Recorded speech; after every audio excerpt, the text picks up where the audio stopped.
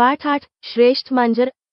अकबर राजाच्या दरबारात 9 रत्ने होती. 9 रत्ने म्हणजे 9 माणसे जी आपापल्या निवडलेल्या क्षेत्रात तरबेज होती, पारंगत होती. त्यातील एक रत्न म्हणजे बिरबल होय.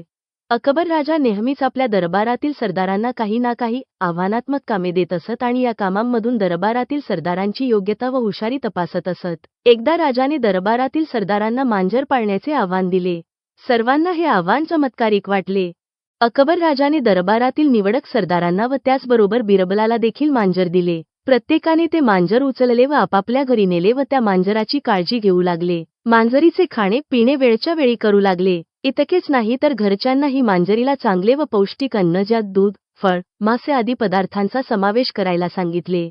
सगळेच सरदार लोक या कामाला आपापल्या पद्धतीने न्याय देत होते तर इकडे मात्र बिरबल अगदी उलट वागत होता. त्याने मांजरीला स्वतःचे अन्न स्वतः शोधण्यासाठी मोकळे सोडले होते. बिरबलाने मांजराला कोणतेच पौष्टिक पदार्थ खाऊ घातले नव्हते. परिणामी ते मांजर आहे तसेच राहिले. 15 दिवसांनी राजाने सर्व सरदारांना दिलेले मांजर दरबारात घेऊन येण्याचे फर्मान सोडले.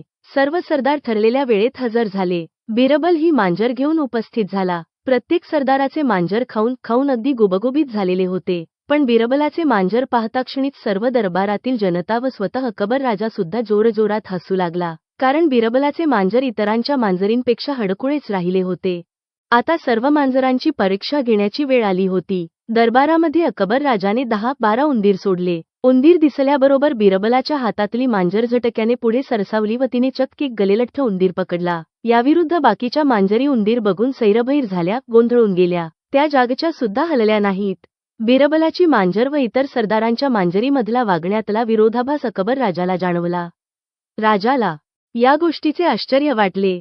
अकबर राजाने बिरबलास या विसंगतीचे कारण विचारले तेव्हा बिरबलाने हसून उत्तर दिले, महाराज, या सरदारांनी मांजरीला कोणतेच कष्ट न करता अन्न दिले.